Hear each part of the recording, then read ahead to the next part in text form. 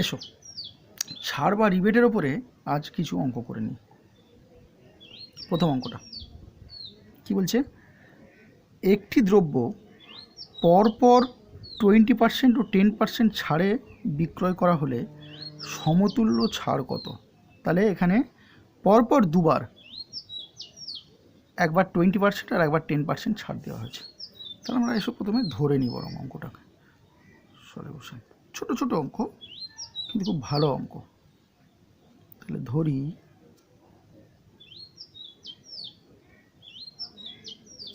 দ্রব্যটির, আমরা ছাড় যখন সবসময় ধার্য মূল্যের ওপর ছাড় হবে, ধার্য মূল্য 100 টাকা। অতএব প্রথমবার মানে 20% ছাড়টা, প্রথমবার শর্টে করে নিচ্ছি একটু, ছাড় পাওয়া যায় কত? 20% মানে 100, 20%, 20%কে ভগ্নাংশে ভাঙলে তাহলে 20 100, এত টাকা। এটা ক্যান্সেল হলো, এটা ক্যান্সেল হলো, সমান সমান কত টাকা? 20 টাকা। তাহলে এই একটা দ্রব্য ছাড় দিয়েছে কত পার্সেন্ট? 20%। তাহলে 20% ছাড়ের পরে যেটা পাবো সেটা তাহলে প্রথমবার ধার্য মূল্য পাবো। তাহলে অতএব প্রথমবার ছাড়ের পর ধার্য মূল্য কত হবে? তাহলে 100 টাকা ছিল, 20 টাকা আমি ছাড় পেয়েছি, সমান সমান কত টাকা? 80 টাকা। দ্বিতীয়বার কি করছে? এর উপরে আবার 10% ছাড় দিচ্ছে। তাহলে দ্বিতীয়বার এই যে পার্সেন্টেজটা সেটা কিন্তু এটার উপরে হবে না, এইটার উপরে হবে।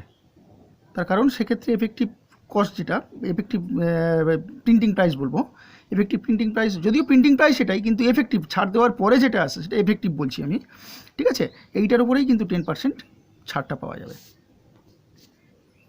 তাই লিখি এবারে, অতএব দ্বিতীয়বার ছাড় পাওয়া যায়।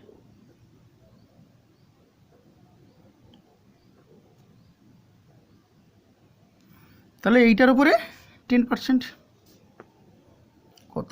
80 ইন্টু 10^100, এত টাকা। তার মানে কি দাঁড়ালো? একটা শূন্য কেটে গেল, এটা কেটে গেল, সমান সমান 8 টাকা। তাহলে দ্বিতীয় ক্ষেত্রে কত ছাড় পাওয়া গেল? 8 টাকা। প্রথম ক্ষেত্রে ছাড় পাওয়া গেল কত? 20 টাকা। ওকে, তাহলে মোট ছাড় কত হলো? তাহলে এই দুটো যোগ করতে হবে। অতএব মোট ছাড়ের পরিমাণ কত? তাহলে 20 যোগ 8, এত টাকা, সমান সমান 28 টাকা। তাহলে এই 28 টাকাটা কত টাকায় ছাড় পেলাম? 100 টাকার ধার্য মূল্যের ওপর ছাড় পেলাম। তাহলে কত লাভ হলো? কত ছাড় পাওয়া গেল? এই 28%। অতএব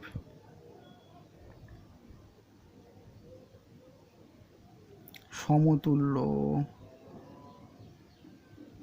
ছাড়ের পরিমাণ 28%। অ্যান্সার। এখানে আমি একটা অঙ্ক দিচ্ছি তোমাদের, এই অঙ্কটা তোমরা কষে কমেন্ট বক্সে আমাকে উত্তরটা জানাবে। ওকে, পাশাপাশি অবস্থিত দুটি বই দোকানের একটিতে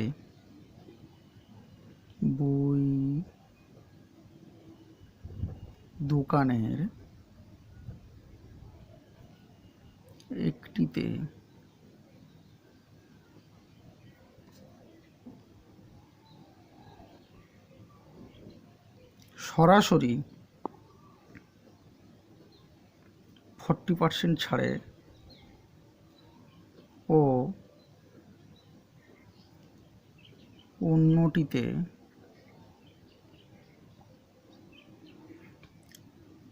পরপর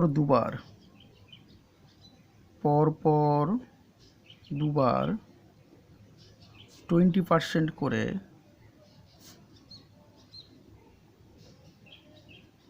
ছাড়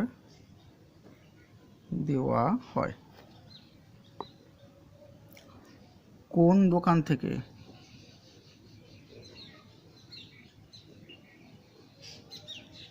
বই কেনা অপেক্ষাকৃত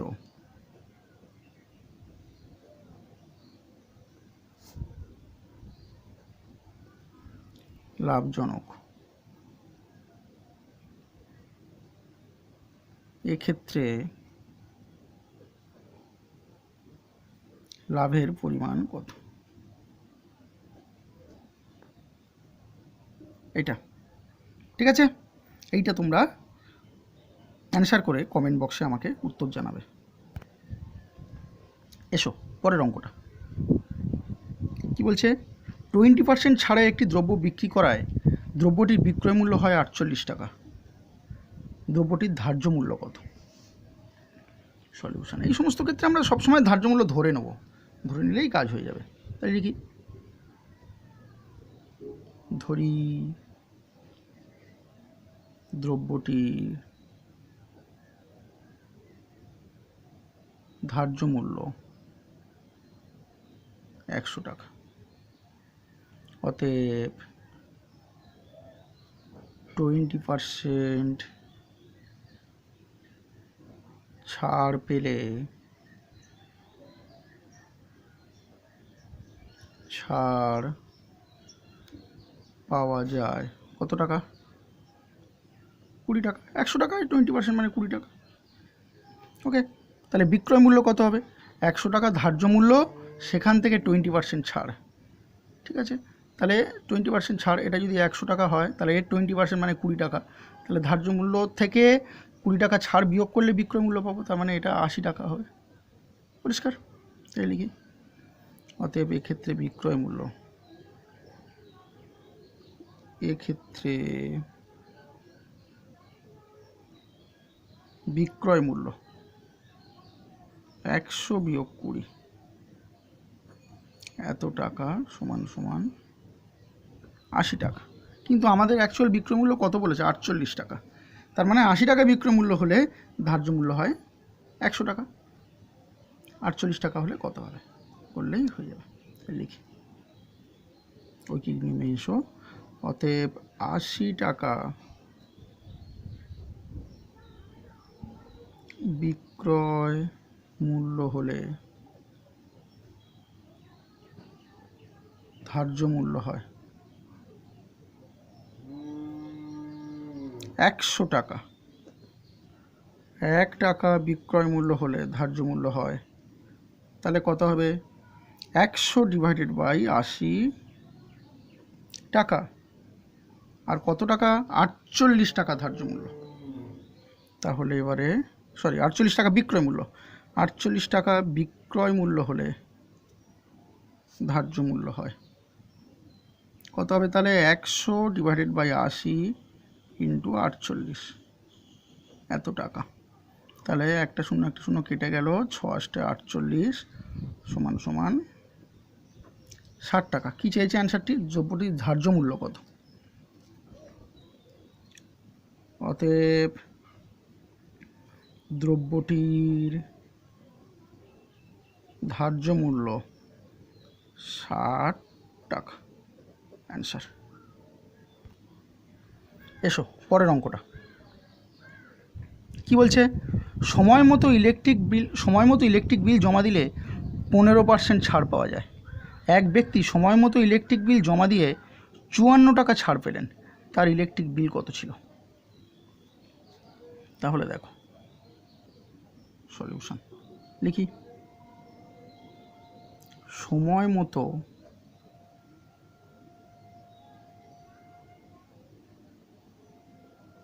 ইলেকট্রিক বিল জমা দিলে 15% ছাড় পাওয়া যায়, তাহলে অতএব 100 টাকা বিলের পরিমাণ হলে ছাড় পাওয়া যায় 15 টাকা। অতএব 100 টাকা বিলের জন্য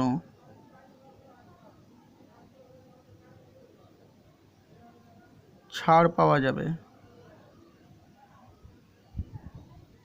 কত টাকা? 15 টাকা। তাহলে ছাড় এখানে পেয়েছি কত? 54 টাকা। তাহলে অতএব 15 টাকা ছাড় পেলে বিল হয় 100 টাকার, তাহলে 54 টাকা ছাড় পেলে কত হবে? তাহলে অতএব 15 টাকা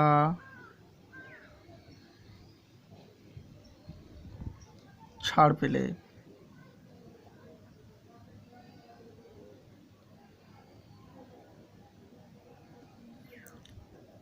বিলের মূল্য লিখে, হ্যাঁ, বিলের মূল্য হয় 100 টাকা। 1 টাকা ছাড় পেলে বিলের মূল্য হয় 100 ডিভাইডেড বাই 15 টাকা। কত টাকা ছাড় পেয়েছি? 54 টাকা ছাড় পেয়েছি। এই যে 54 টাকা, এই যে, তাহলে 54 টাকা ছাড়ের জন্য, তাহলে অতএব 54 টাকা ছাড় পেলে বিলের মূল্য হয়, তাহলে 100 ডিভাইডেড বাই 15 ইন্টু 54, এত টাকা। 3 দিয়ে কাটছি, 3 5 15, 3 8 54, 5 দিয়ে হলে 5 20 100, তাহলে 18 দুগুণে 36, 360 টাকা। তাহলে ইলেকট্রিক বিল কত ছিল? হয়ে গেল। অতএব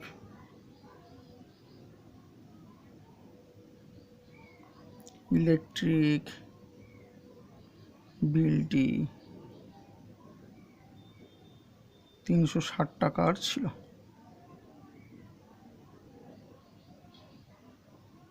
পরিষ্কার? এসো পরের অঙ্কটা কি বলছে। এক টিভি নির্মাতা বিজ্ঞাপিত মূল্যের ওপর 20% ছাড় দিয়ে দ্রব্য বিক্রি করেন। তার 480 টাকা লাভ হয়ে থাকলে বিজ্ঞাপিত মূল্য কত ছিল? এসো সলিউশন। তাহলে এখানে আমরা ধরে নিই বিজ্ঞাপিত মূল্য ছিল x টাকা, এই x টাকা নয় 100 টাকাই ধরি, x টাকা ধরবো না। তাহলে ধরি বিজ্ঞাপিত মূল্য ছিল 100 টাকা। তাহলে কত পার্সেন্ট ছাড় দিচ্ছে? 20% ছাড় দিচ্ছে। অতএব 20% ছাড়ে টিভি বিক্রি করলে 20% ছাড়ে টিভি বিক্রি করলে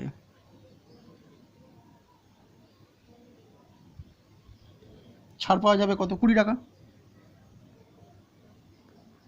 ছাড় পাওয়া যায় 20 টাকা। তাহলে 100 টাকা বিজ্ঞাপিত মূল্য মানে ধার্য মূল্য আর কি, আর এইটা হচ্ছে 20 টাকা। তাহলে বিক্রয় মূল্য কত হবে?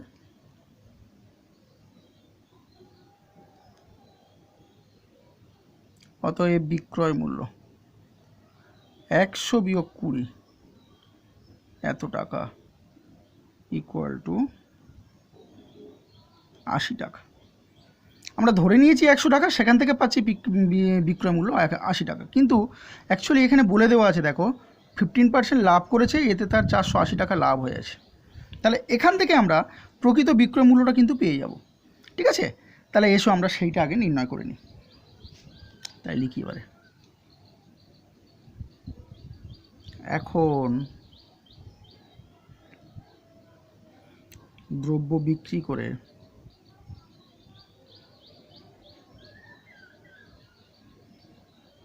%15 লাভ হয়। তাহলে অতএব লাভ হচ্ছে কত? 480 টাকা। তাহলে 15% লাভ, তার মানে কি 15 টাকা লাভ হলে কি হবে? 15 টাকা লাভ হলে উৎপাদন ব্যয় হচ্ছে 100 টাকা, কেননা লাভ তো। তাহলে অতএব উৎপাদন ব্যয় কেন, যেহেতু নির্মাতা, ক্রয় মূল্যটা লিখছি না ওই জন্য, এক্ষেত্রে উৎপাদন ব্যয় আর ক্রয় মূল্য দুটো একই হয়ে যাচ্ছে। তাহলে লিখি অতএব 15 টাকা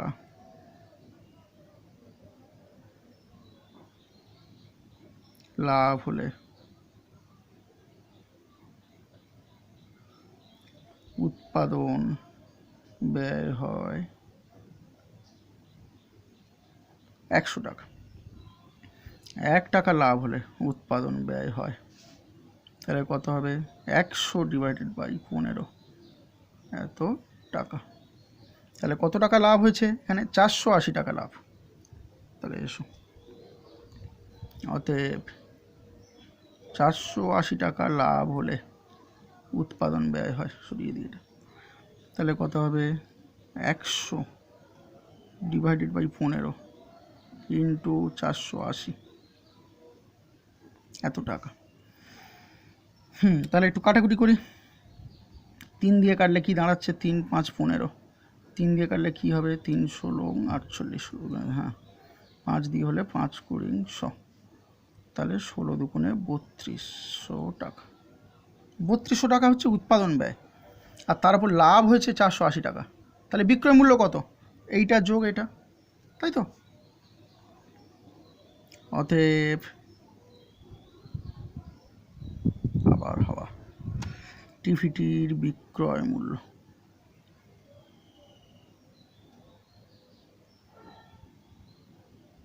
$3200 যোগ 480, এত টাকা। তাহলে কত হবে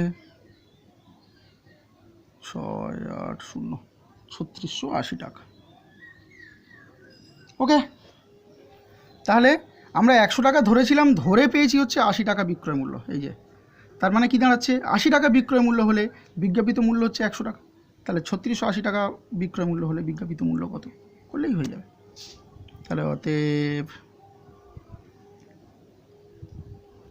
80 টাকা বিক্রয় মূল্য হলে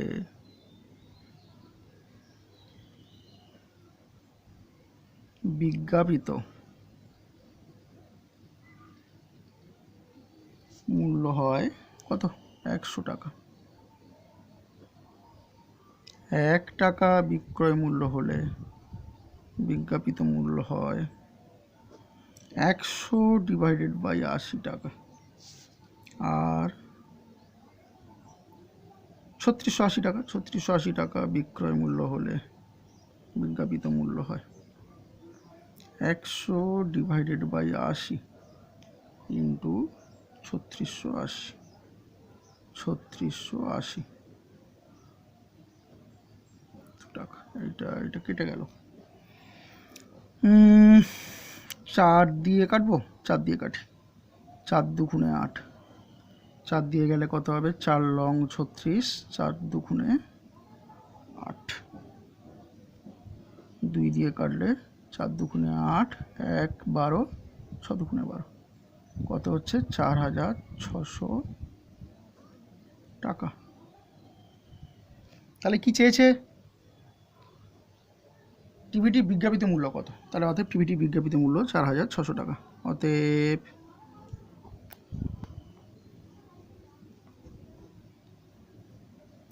টিভিটির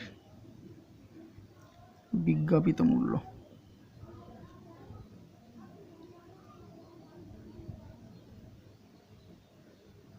4600 টাকা।